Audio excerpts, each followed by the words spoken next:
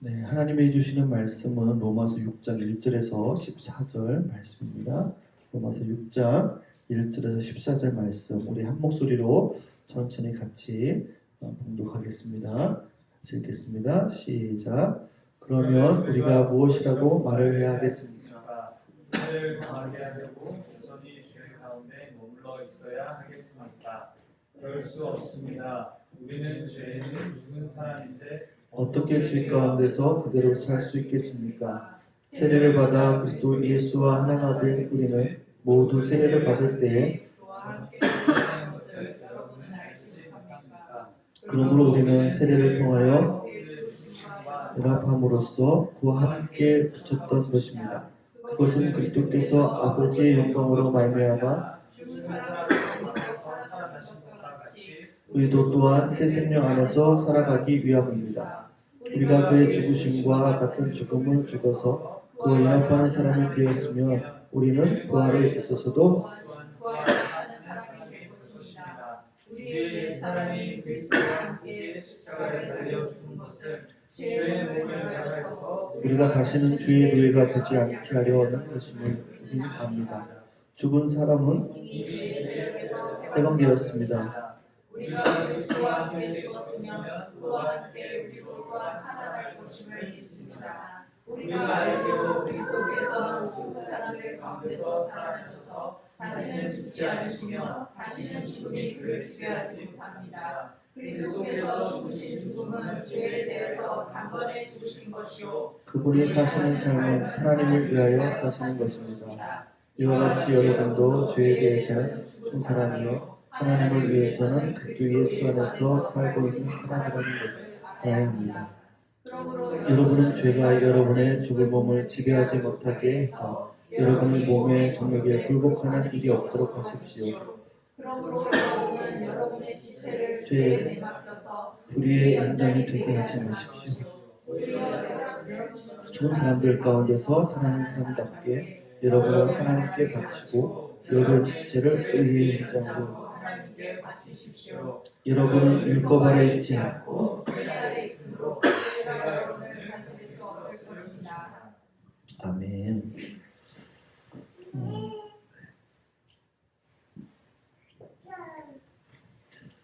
예수님 안에서 우리가 바로 살 수 있을까? 그런 고민들이 우리 안에 다 있죠. 우리가 예수님을 믿어도 우리 삶의 변화가 없는 것은 우리가 예수님의 십자가의 복음이 무엇인지 정확하게 우리가 알고 있지 않은 데서 시작이 됩니다. 그리스도인들이 십자가의 복음을 이해하기를 죄의 용서, 죄를 용서받았다라는 복음으로 이해하는 경우들이 있습니다. 예수 믿으면 우리의 모든 죄가 다 사함을 받는다. 놀라운 복음의 말씀이지요. 여러분, 우리 모두의 죄가 사함을 받았음을 믿으십니까? 구체적으로 표현하면 우리가 지었던 모든 과거의 죄 다 사함을 받습니다. 그리고 지금 현재 우리가 지은 죄도 사함을 받습니다. 심지어는 앞으로 내가 지을 죄까지도 다 사함을 받았다라고 성경은 말씀합니다. 여러분, 예수님께서 십자가에서 죽으실 때는 우리는 이 땅에 태어나지도 않았을 때입니다. 그때 예수님은 벌써 우리의 죄를 다 짊어지시고 십자가에서 죽으셨다라고 말씀을 하고 있습니다. 여러분, 이거 정말 놀라운 그런 복음입니다. 그런데 문제는 뭐냐면 이것만 복음으로 알고 있는 것이 문제가 된다라는 거예요. 어떤 문제가 생기냐면 이미 모든 죄를 다 사함을 받았는데 우리가 거룩하게 살 필요가 뭐 있을까? 이미 짓지도 않은 죄까지도 예수님이 다 용서해 주셨으니까 죄 안 지으려고 애쓸 필요가 뭐 있을까? 이미 다 용서받은 죄인데 그런 말도 안 되는 질문을 하게 됩니다. 그래서 오늘 본문에 1절 말씀에 이런 질문이 나오는 거예요. 1절 말씀 한번 볼까요? 네, 1절 같이 읽겠습니다. 자, 시작. 그러면 우리가 무엇이라고 말을 해야겠습니까? 은혜를 더하게 하려고 여전히 죄 가운데 머물러 있어야겠습니다. 예수님을 믿고 받은 은혜가 죄 용서의 은혜라면 그러면 죄를 더 많이 지은 사람들은 은혜가 더 많은 거죠. 여전히 죄 속에 있으면 하나님의 은혜가 여전히 풍성한 거죠. 굳이 죄 짓지 않아야 되는 동기가 없어지는 것 같아요.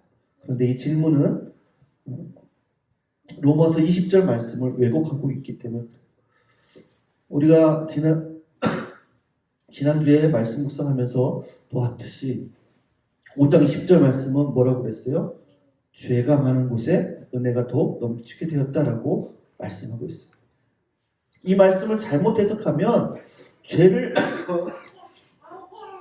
많이 지은 사람일수록 은혜를 많이 받는다라는 거. 별로 죄를 짓지 않고 살았던 사람은 십자가에서 받은 은혜와 별로 죄를 짓지 않았던 사람이 받은 은혜와 정말 끔찍하고 정말 무서운 수악한 죄를 지었던 사람이 받은 은혜하고 어떤 게 더 큰지 우리는 생각을 하게 됩니다. 그러면서 그래, 죄를 많이 지었던 사람이 그 십자가의 은혜를 경험하면 더 큰 은혜를 받는 거다라는 식으로 생각을 하고 이해를 할 때가 있습니다. 그런데 여러분, 죄가 많은 곳에 은혜가 많다는 이야기는 죄를 깨닫는 것을 말하는 것입니다. 여러분, 우리는 다 지옥에 갈 수밖에 없는 죄인이나 무엇에 있어서 다 똑같아요.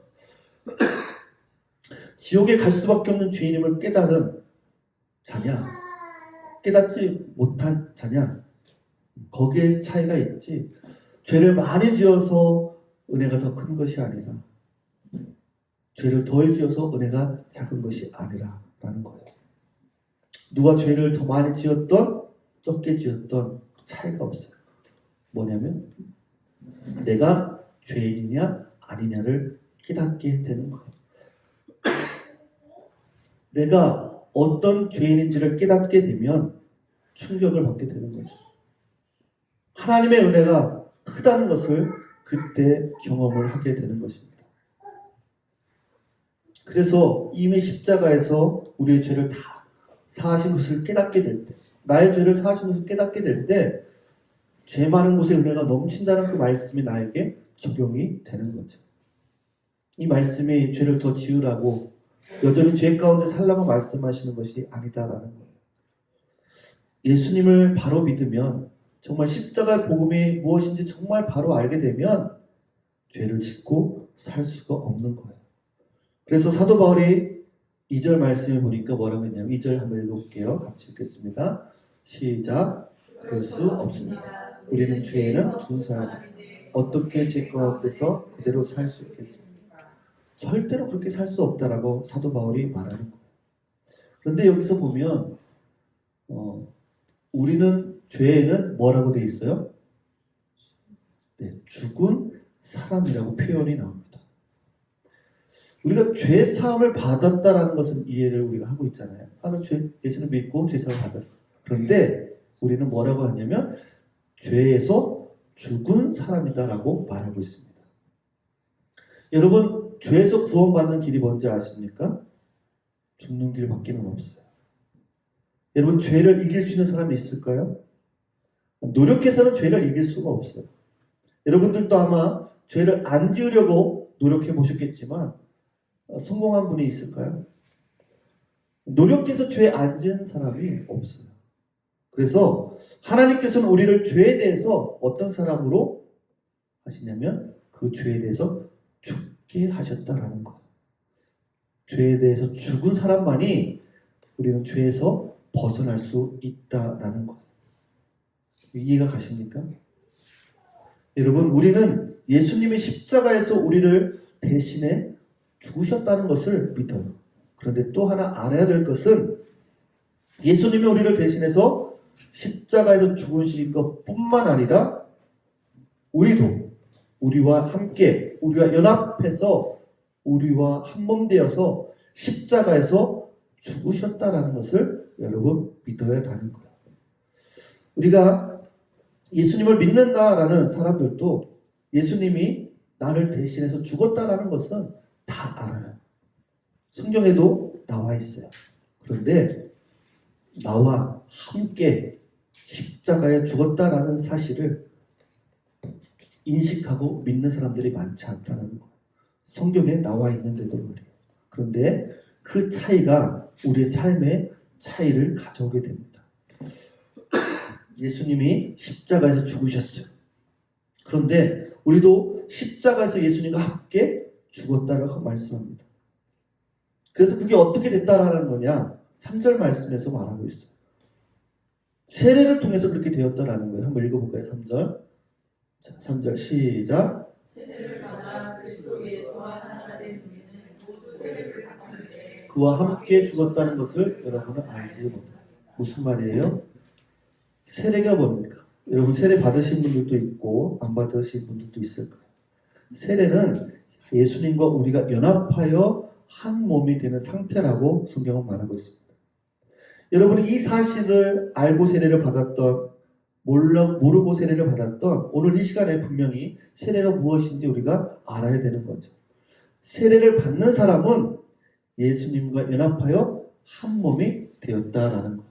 한번 따라서 볼까요? 세례는 예수님과 연합하여 한 몸이 되는 것이다. 한 몸이 되는 것이다. 그냥 교인이 되기 위해서 받는 것이 아니다라는 거예요. 그냥 형식적인 그런 행사가 아니다라는 거예요.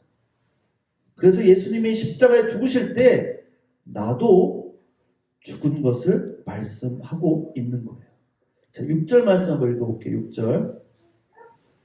자, 6절 시작. 우리의 옛사람이 그리스도와 함께 십자가에 달려 죽은 것은 죄의 몸을 멸하여서 우리가 다시는 죄의 노예가 되지 않게 하는 것임을 우리는 압니다.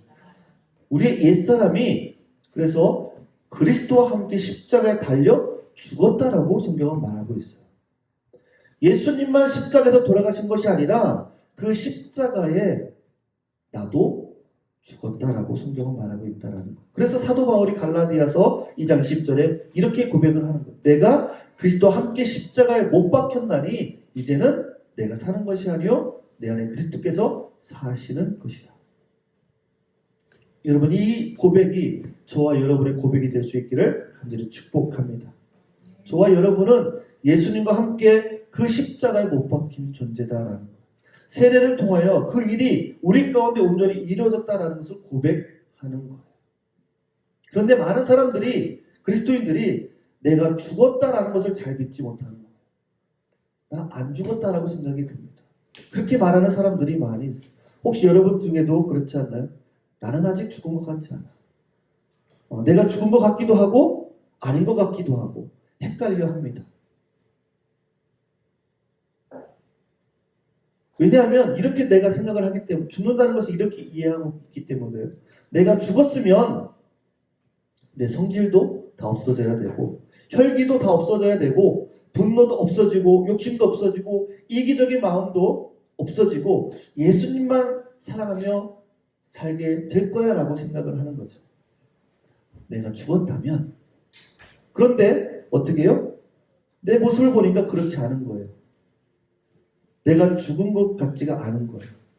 어떤 때는 죽은 것 같다가 어떨 때는 다시 살아난 것 같아요. 여러분 정말 내가 죽었다고 고백할 수 있는 성도들이 있습니까?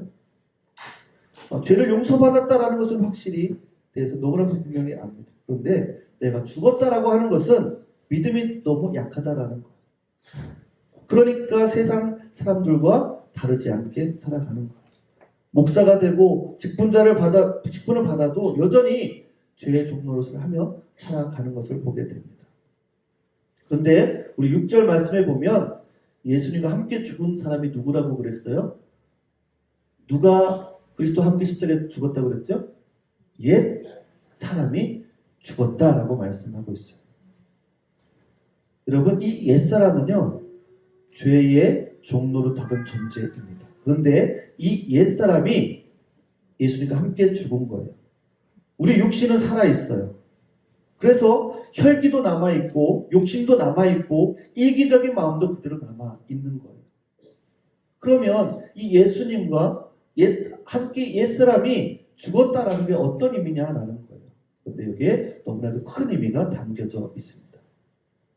우리 속에 이 육신의 욕망, 이 이 욕망은 여전히 존재하지만 더 이상 이 육신의 욕망에 종노릇하며 살지 않게 되었다라는 거예요. 왜냐하면 이 육신의 죄가 지배하고 있던 옛사람이 죽었기 때문에 그렇습니다. 그래서 죄가 우리를 더 이상 지배하지 못한다라는 거예요. 죄가 우리를 끌어서 지옥으로 끌고 갈 수 없다라는 거예요. 왜요? 옛사람은 죽어버렸으니까. 그래서 우리를 계속해서 죄 짓고 살도록 만들 수 없게 되었다라는 거예요. 6절에 우리가 보았듯이 우리가 다시는 죄의 노예가 되지 않게 하는 것을 우리는 압니다. 우리 옛사람이 십자가에 죽은 것 때문에 우리는 더 이상 죄의 노예가 아니다라는 거예요. 7절 말씀 볼까요? 7절 한번 같이 읽겠습니다. 시작. 죽은 사람은 이미 죄의 세력에서 해방되었습니다. 죽은 사람이 이미 죄에 대해서 세력에서 해방되었다라고 말씀하고 있어요. 내 육신은 죽지 않았는데 이렇게 자아만 죽은 경우를 여러분 이해가 되십니까? 내 육신은 이렇게 살아있는데 내 옛사람이 죽었다. 잘 이해가 되지 않을 수도 있는데, 그런데 우리 주변에 보면 이해할 수 있는 예들이 있어요. 뭐냐면 예를 들어서 생각을 해봐요. 무기수라는 단어를 아십니까? 우리 아이들? 무기수. 무기수가 뭐예요? 좀 어려운 말이죠. 무기수. 죄를 지었는데 감옥에 갔어요. 근데 이 사람은 평생 감옥에서 살아야 되는 사람을 무기수라고 합니다. 나올 수가 없어요. 죽을 때까지 그 감옥에서 갇혀서 살아야 돼요. 자, 보세요. 교도소에서 죽을 때까지 살아가야 되는 사람이에요. 그런데 이 무기수, 이 사람 안에는 욕망이 있을까요? 없을까요? 있어요. 여전히 있죠. 무기수라고 해서 자유롭게 돌아다니고 싶지 않은 마음이 없을까요? 마음껏 먹고 싶고 마음대로 돌아다니고 싶고 그런 욕구가 있는 거예요. 그런데 이 무기수는 그 육신대로 살지 못해요. 왜요? 평생 감옥에서 살아야 되기 때문에 그래요. 그 안에서 교도소장 또 간수들의 통제를 받아서 살아야 됩니다. 내 마음대로 살지 못한다라는 거예요. 이것을 자아가 죽었다라고 말할 수 있어요. 더 이상 자기 마음대로 살지 못하는 거예요. 그러니까 감옥인 거죠. 자, 그런데 여러분, 자아가 죽는 것을 끔찍하게 생각하는 이유는 바로 이렇게 생각을 하기 때문에 그래요. 내 자아가 죽는 것을 꼭 이 감옥에서 사는 것처럼 생각을 하기 때문에 힘들어합니다. 내 자아가 죽으면 감옥에 사는 것 같을 거야. 그런데 여러분 반대로 여러분 결혼을 생각해 보십시오. 결혼도 똑같습니다. 결혼을 하게 되면 더 이상 자기 육신대로 살아가지 못합니다. 자아가 결혼하면 죽습니다. 맞아요? 자아가 죽습니까? 네. 배우자가 있기 때문에 그래요. 이제는 배우자와 함께 살아가는 거예요. 서로 순종하고 서로 사랑하면서 사는 게 결혼 생활이죠. 그러니까 자아가 죽는 것 때문에 어떤 사람은 뭐라고 얘기하냐면 결혼 생활을 감옥이다라고 표현하기도 하고 무덤이다라고 표현을 하기도 합니다. 그래서 내가 자아가 죽는 것만으로 생각하면 꼭 그 표현이 적합할 수도 있겠어요. 그런데 여러분, 이 자아가 죽는 것이 불행하고 끔찍한 일이 아니다라는 거예요. 여러분, 부부 생활이 왜 괴롭고 또 힘든 이유가 무엇이냐면 자아가 죽지 않아서 그런 거예요. 결혼을 했는데도 자아가 죽지 않은 부부들은 고통스럽게 살아가는 거예요. 그런데 자아가 서로 죽은 사람들은 행복한 결혼 생활을 합니다. 하나님이 주신 축복의 자리가 되는 거죠.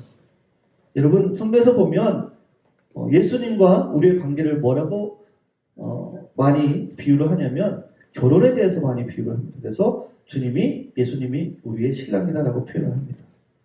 여러분, 예수님을 믿는다라는 말은 예수님이 이제 나의 신랑이 되셨다라는 거예요. 따라서 볼까요? 예수님을 믿는다는 말은 예수님이 나의 신랑이다. 무슨 말이에요? 내 자아가 죽은 거라는 거예요. 이제는 내게는 신랑이 있어요. 내게는 아내가 있어요. 그래서 예수님 안에서 우리가 살아가는 거예요. 예수님이 저와 여러분의 왕인 거예요. 예수님이 여러분을 다스리시고 예수님이 여러분을 인도하십니다. 여전히 우리 육신의 욕구는 있지만 육신대로 살지 않아요. 내 혈기대로, 내 감정대로, 내 생각대로, 내 계획대로, 내 야망대로 그렇게 살지 않는다라는 거예요. 이제는 예수님과 함께 옛사람이 죽었기 때문에 그렇습니다. 여러분 결혼해서 결혼 전에 삶을 사는 사람도 있을까요? 물론 있을 수도 있지만 내 마음대로 살아가지 않는다라는 거예요. 가족을 위해서 아내와 또 자녀들을 위해서 살아갑니다. 내 육신의 욕구대로 살아가지 않는다라는 거예요. 주님이 하자는 대로 사는 것, 이것이 자아가 죽은 거예요. 여러분 우리가 오직 믿음으로 구원받는 줄 믿으십니까? 네. 그런데 중요한 것은 무엇을 믿느냐가 중요합니다. 예수 믿고 죄를 용서받았다는 것만 믿는 사람 아직까지 진짜 예수님을 믿는 거 아니다라는 거예요. 어디까지 믿어야 되느냐? 내가 예수님과 함께 십자가에서 나도 죽었다. 여기까지 믿어져야 되는 거예요. 예수님과 함께 나도 죽었다라고 고백할 수 있는 저와 여러분들의 수 있기를 간절히 축복합니다. 그래서 어떻게 보면 세례식은 장례식과 같은 거예요. 세례를 받았다라는 것은 장례식을 치르고 다시 산다라는 의미예요. 그런데 이 장례식은 슬픈 장례식이 아니에요. 기쁜 장례식입니다. 왜요? 죄의 종로로 타던 옛사람이 죽은 장례식이기 때문에 그래요. 옛사람이 죽은 장례식을 치르고 새롭게 살아가는 거예요. 그래서 나는 죽었다라고 고백을 하는 거예요. 그런데 그리스도인들이 내 옛사람이 죽었다는 사실을 믿지 못한 채 죄의 죄만 용서받으려고 하는 거예요. 그래서 하나님 나올 때마다 용서해 주십시오. 회개하는 것 같은데 내가 죽었다라는 것을 믿지 못하니까 또 죄를 짓고 또 와서 회개를 합니다. 이렇게 계속해서 반복이 됩니다. 죄를 짓고 회개하고 죄를 짓고 회개하고 그러다가 어느 순간 이 회개가 형식적으로 되어버리는 거예요. 회개를 하는 것 같으면서도 실제로 마음은 여전히 죄에 지을 생각이 있는 거예요. 그리고 영적으로 점점 완고해집니다. 그래서 예수님을 믿은 지 오래되고 직분이 중직을 맡았는데도 여전히 죄의 모습으로 살아가는 사람들이 있는 거예요. 내가 죽었다라는 사실을 그리스도인들이 믿지 못하는 이유는 내가 죽었다고 느껴지지 않아서 그렇다라는 거예요. 여러분 그렇습니까? 여러분이 신앙생활 하면서 내가 아직까지 죽지 않았다고 느껴지는 것이 있기 때문에 내가 아직 죽어지지 않았다라고 믿는 거예요. 그런데 여러분 옛사람이 죽은 것은 중요한 포인트입니다. 느낌으로 아는 게 아니다라는 거예요. 하나님이 다 이루어 놓으신 일이에요. 그 사실을 여러분의 성경에도 기록을 하고 있어요. 그러니까 믿는 거죠. 믿고 난 다음에 체험이 오는 거예요. 여러분 결혼을 딱 하잖아요. 결혼식을 딱 했어요. 신혼부부잖아요. 부부인데 느낌은 잘 알아. 진짜 부부 맞나? 느낌은 아직 오지 않지만 실제로 결혼을 했기 때문에 부부가 된 거잖아요. 그래서 내 아내입니다. 내 남편입니다. 이렇게 소개를 합니다. 결혼한 것이 내가 지금 정말 부부 같다라는 느낌이 있어서가 아니라 실제 사실이기 때문에 부부인 거예요. 여러분 죄의 종로를 하던 옛사람이 정말 죽었구나 느낌이 와야 죽은 것이 아니라 성경에서 뭐라고 그랬어요? 죄의 종로를 타던 옛사람이 그 십자가에서 예수님 같이 죽었다라고 선포하고 계시기 때문에 그건 사실이기 때문에 우리가 믿는 거예요. 내 옛사람은 아직도 죽은 것 같지 않아.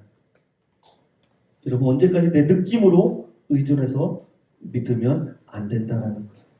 그러면 여러분 죽을 때까지 진짜 믿음을 한 번도 경험을 하지 못할 수도 있어요. 여러분의 옛사람은요 서서히 죽어가는 게 아니에요. 말씀을 열심히 묵상하다가 새벽기도 열심히 하다가 보면 어느 순간에 그래 내 이 옛 자아가 죽겠지. 그런 때가 오겠지. 그게 아니다라는 거예요. 여러분이 죽었다는 것은 오직 신실하신 하나님의 약속의 말씀인 말씀을 보고 우리가 인정하고 고백하고 선포하는 것입니다. 내가 죽었구나. 내 옛사람은 이미 죽었구나. 여러분 믿으시기 바랍니다. 그 말씀을 여러분 아멘으로 화답하시고 고백하고 그것을 누리는 것입니다. 사도 바울은 로마서 6장 11절에 강력하게 권합니다. 여기라. 개역 개정에는 이렇게 되어 있어요. 여기라. 이와 같이 너희도 너희 자신을 죄에 대하여 죽은 자로 여길지어다. 여러분 물론 여전히 우리 안에는 그런 죄의 욕망이 여전히 남아있어요. 근데 여러분 이렇게 아셔야 됩니다. 여러분 속지 않으셔야 돼요. 나는 이미 죽었어. 십자가에서 나도 죽었어. 내 속에서 열망이 욕망이 분이 일어날 때 나를 사로잡으려고 할 때 나를 노예로 사로잡으려고 할 때 여러분 진짜 믿어야 되는 믿음이 그때 나타나는 거예요. 나는 죽었어. 십자가에서 나도 죽었다고. 내 옛사람은 이미 죽었어. 죄의 사탄아 너는 내게 아무런 권한이 없어. 여러분 그렇게 고백하고 선포할 수 있기를 간절히 축복합니다. 그렇게 고백되어야 여러분 믿음 생활을 하는 거예요. 죄가 더 이상 나를 지배할 수 없다 라고 여러분 선포하시기 바랍니다. 왜냐하면 그건 내 느낌이 아니라 사실이기 때문에 그래요. 사실이. 내가 아직 죽은 것 같지 않아. 분이 일어나고 화가 나고 자녀들에게 남편에게 아내에게 그런 화가 나고 막 해도 여러분 예수 자아는 내가 죽었다라는 것을 여러분 선포할 수 있기를 간절히 축복합니다. 여러분 12절부터 13절 말씀을 한번 보겠습니다. 12절에 13절 12절에서 13절 같이 한번 읽어볼게요. 시작.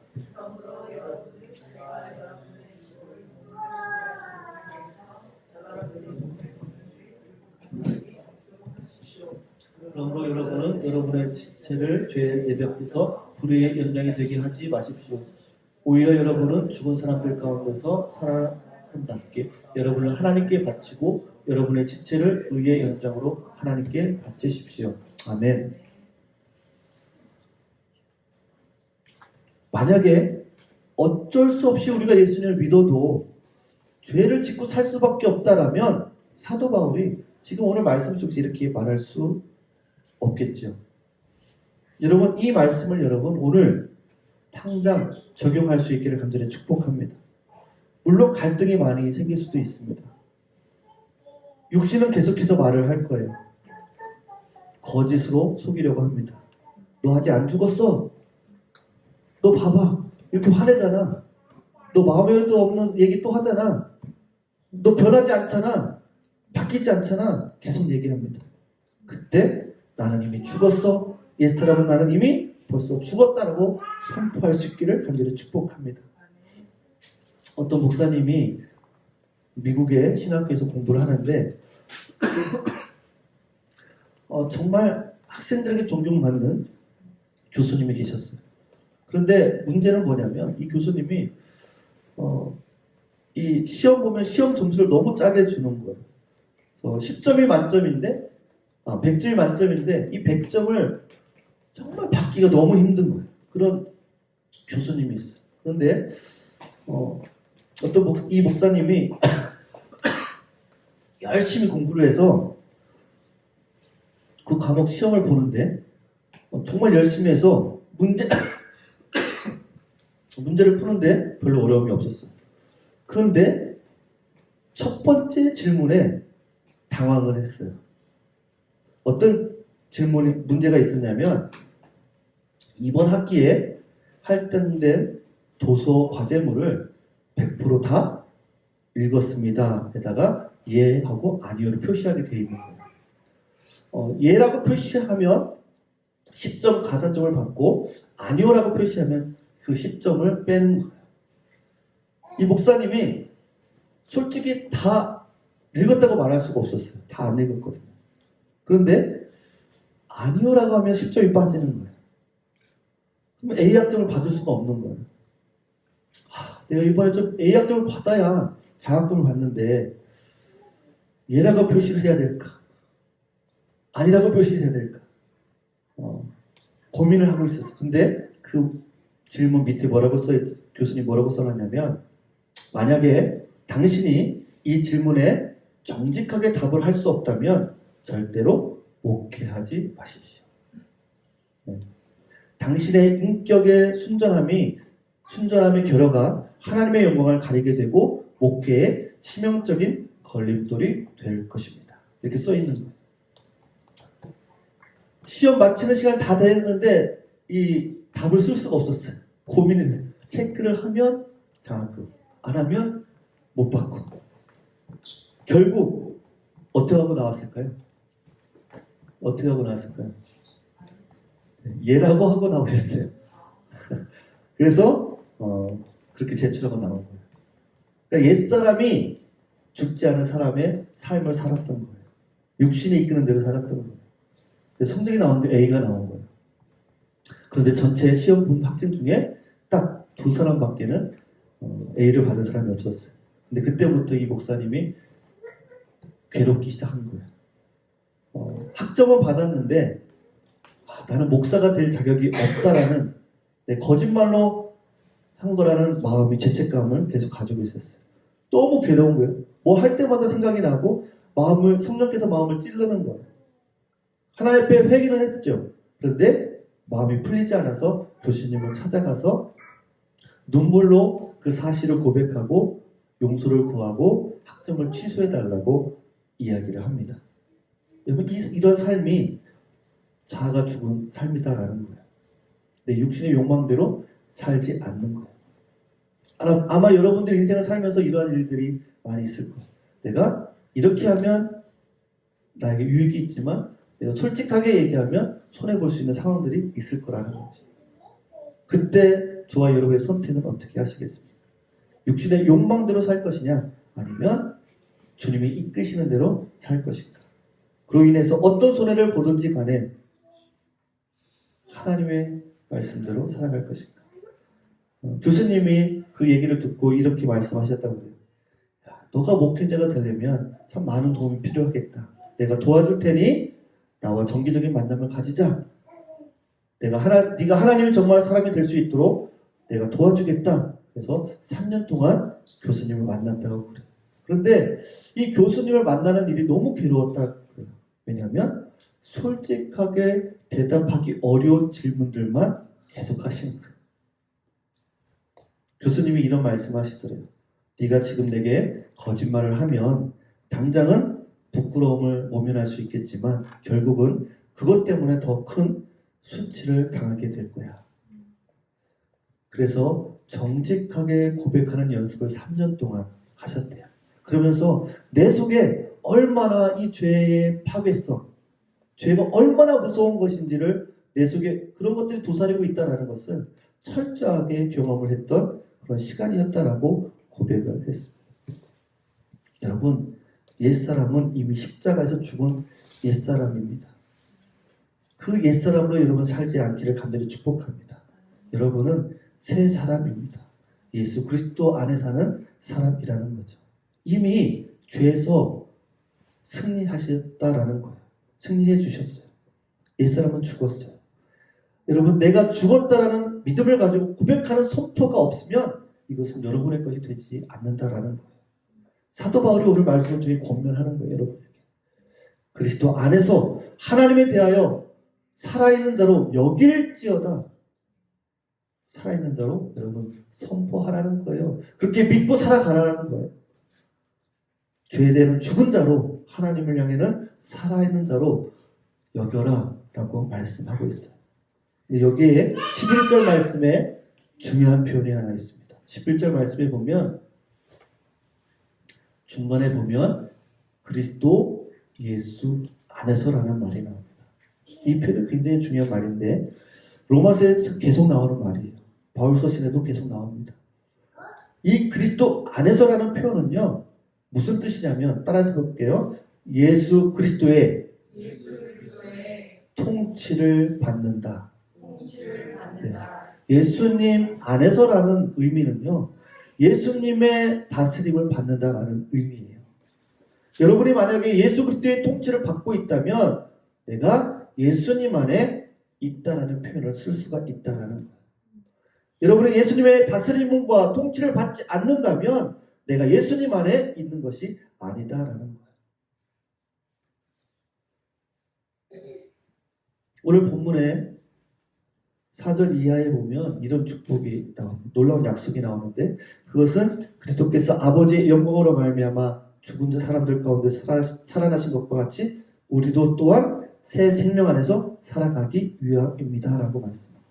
단순히 죽는 것뿐만 아니라 이전의 새 생명으로 살게 되었다라고 말씀합니다. 그런데 그것은 예수 그리스도 안에서 된다라는 거예요. 예수 그리스도 안에 있으면 예수님의 다스림을 받고 있는 사람이라면 예수님 안에서 약속된 놀라운 새 생명의 삶을 살게 해 주십니다. 근데 그것이 내 노력이 아니라 하나님이 하시는 일이라는 거예요. 더 이상 죄의 종노릇 하지 않아도 된다라는 거예요.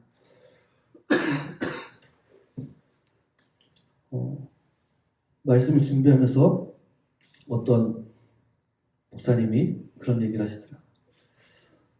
신앙생활 하는 데 있어서 이 변화 너무나도 중요한데 내가 누군가를 변화시켜야겠다라고 마음을 먹는 순간 불행해진대요. 내가 남편을 변화시켜야지.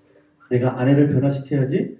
사춘기 자녀를 내가 변화시켜야지 마음 먹는 순간 그 가정은 불행의 시작이 된다라고 그래요. 내가 할 수 없다라는 거예요. 주님 안에 있을 때 가능한 거예요. 그럼 어떻게 해야 돼요? 어떻게 해야 됩니까? 내가 좀 더 그러면 말씀도 열심히 읽고 기도도 열심히 하고 신앙생활을 하고 나서 그러면 변화시킬 수 있을까요? 그럼 더 싫어한대요. 더 싫어한대 자녀들이. 뭐야? 내가 변화시키려고 하면요 안 되는 거예요. 여러분 내가 주님 안에 십자가에서 죽고 새로운 삶을 살았다는 믿음과 주님이 나를 변화시킬 것을 여러분 믿으시기 바랍니다. 여러분 죄 사함은요 우리가 용서받은 것은요 그냥 받는 게 아니에요. 예수님과 함께 죽었기 때문에 죄 사함을 받는 거예요. 내가 죽지 않으면요 죄 사함을 받지 못하는 거예요. 여러분 말 한마디를 하셔도 그리스도 예수 안에 있는 사람이라는 것을 분명히 하셔야 됩니다. 여러분의 말 한마디가 여러분이 그리스도 안에 있다라는 사람인 것을 나타낼 수 있어야 되는 거죠. 여러분의 몸도 마찬가지. 여러분의 삶도 이제는 내 것이 아니라 예수님 거라는 것을 여러분 믿으시기 바랍니다. 여러분 한 사람이 바르게 살아도 여러분 남편이 변하고 아내가 변하고 자녀가 변화가 되는 거죠. 교회가 변하고 여러분의 직장이 변화가 됩니다. 옛사람이 죽고 예수 그리스도 안에 사는 것만 분명해지면 반드시 변하게 될 줄 믿습니다. 요한복음 12장 24절 말씀에 내가 진실로 너에게 이르노니 한 알의 밀이 땅에 떨어져 죽지 아니하면 한 알 그대로 있고 죽으면 많은 열매를 맺느니라 라고 말씀하셨는데 이 말씀이 저와 여러분의 삶에 이루어지기를 간절히 축복합니다. 기도하겠습니다.